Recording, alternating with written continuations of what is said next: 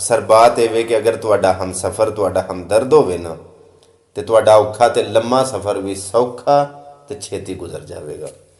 लेकिन अगर तुहाडे नाल चलण वाली मुनाफिक होण तुहाडे दर्द की उन्होंने कोई फिक्र ना होवे तो तुहाडा थोड़ा जिहा सफ़र भी बड़ा औखा तो लम्मा हो जाएगा। सो इस वास्ते कोशिश करो कि हम सफ़र चुनन तो पहला इंतखाब करन तो पहला एक बार चैक कर लो कि जिथे असी बूटा लान लगे हैं प्यार मुहब्बत वाला दोस्ती वाला, क्या ये ज़मीन इस काबिल है कि इस बूटे को परवान चढ़ा सके।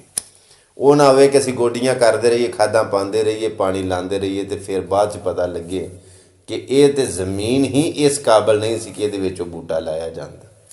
याद रखियो कुछ लोग अपन गल्लां की वजह तो अपन हरकतों की वजह तो कुछ लोग अपने कम्मां की वजह तो दिल च उतर जाते हैं तो कुछ लोग अपन हरकतों की वजह तो अपने कम्मां की वजह तो दिल चों उतर जाते हैं। दिल च उतरन वास्ते तो दिल चों उतरन वास्ते कोई बड़े वड्डे वड्डे काम नहीं करने पैंदे, छोटे छोटे काम होंदे ने। सो इस वास्ते कोशिश करो जितों तक तुहाडे कोलों कोशिश होवे कि किसी के दिल च उतरो, किसी के दिल चों ना लै जाओ हैं, ताकि तुहाडे जान तो बाद भी तुहाडी महक रहे तो पता लगे कि इत्थे कोई वक्त गुजार के गया है।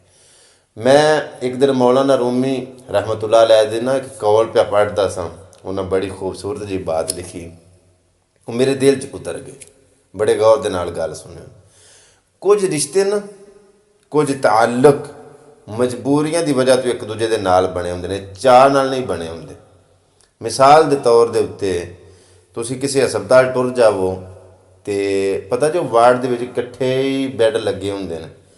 एक बैड के उत्ते कोई किसी जात का, कोई किसी बरादरी का, कोई किसी मजहब का, कोई किसी कौम का, कोई लेकिन वो सारे नेड़े नेड़े बैड होने की वजह तो एक दूजे के नाल हमदर्दियाँ कर रहे होंगे। डॉक्टर हमदर्दी करे ना करे, मरीज़ एक दूजे के नाल हमदर्दी करते होंगे। वो कोई चाह के रिश्ते नहीं होंगे, वो कोई चाह नाल एक दूजे का एहसास नहीं करते होंगे। उन्होंने पता होंदा है कि जिवें तू मजबूर है उवें मैं मजबूर हाँ, तो दोवें इक्को ही परेशानी दे विच वड़े हाँ। सो एक दूजे का वो एहसास करते होंगे।